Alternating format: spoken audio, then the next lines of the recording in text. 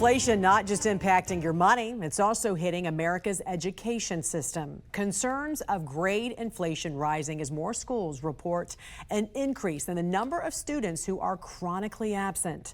Joining us right now to discuss the alarming trend is CEO of Optima Ed and guest faculty at the Leadership Institute, Erica Donalds. Good morning to you, Erica. Great to see you. Happy New Year.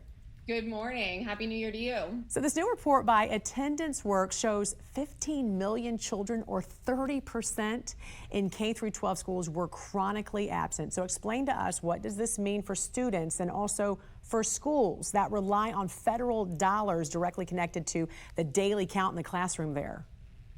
Well, when we talk about chronic absences, it's not the traditional truancy that many of us think of, where parents are just not sending their kids to school and they can be enforced by law to do so. Chronic absences means that students are missing more than 10% of the school year, but it could be excused absences. And this has really permeated our culture, both in the workplace, we're seeing that as well. But when it comes to schools and students, really what it means is the future of our country is at stake. We know that we need an educated citizenry in order to maintain a democratic society. And if students are not in school, then they are not learning. And the dismal academic performance that we've seen of late and really over decades is going to continue. To your point, the data shows it's happening mostly in high poverty levels where students suffered the greatest learning loss during the COVID shutdown. So talk about the challenges for those kids and those schools. Absolutely. We're looking at 60% in the highest poverty areas are chronically absent. Whereas we saw some studies that came out last year, when it comes to the learning loss that those same students experienced during COVID, they need 4 months of additional schooling.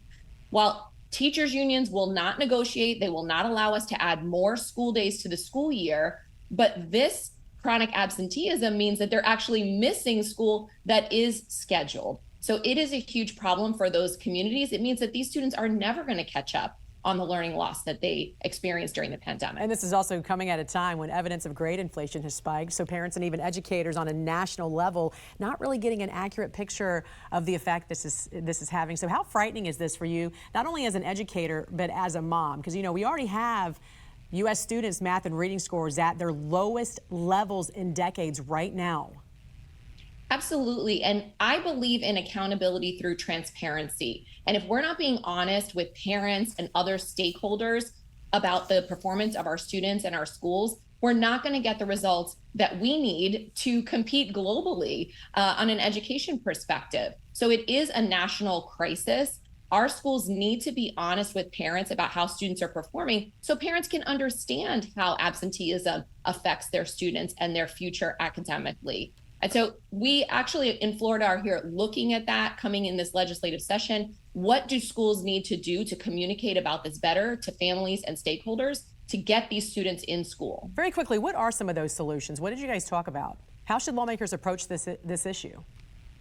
Well, first of all, we have to get people out of the mindset of truancy. This is not about truancy and unexcused absences. This is a cultural issue that since COVID, parents are keeping their children home for convenience. They're keeping their children home for sniffles, right? We did that during COVID. Nobody wanted to go to school or to work if they just had a few symptoms.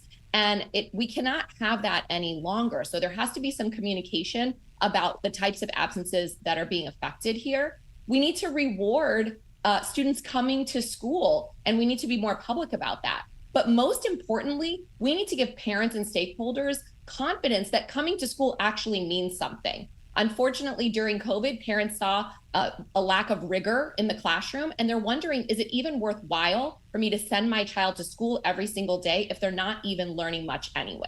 CEO of Optima Ed and guest faculty at the Leadership Institute, Erica Donalds. Great seeing you. Have a great week. Thanks for joining us. Great to be with you. Thank you.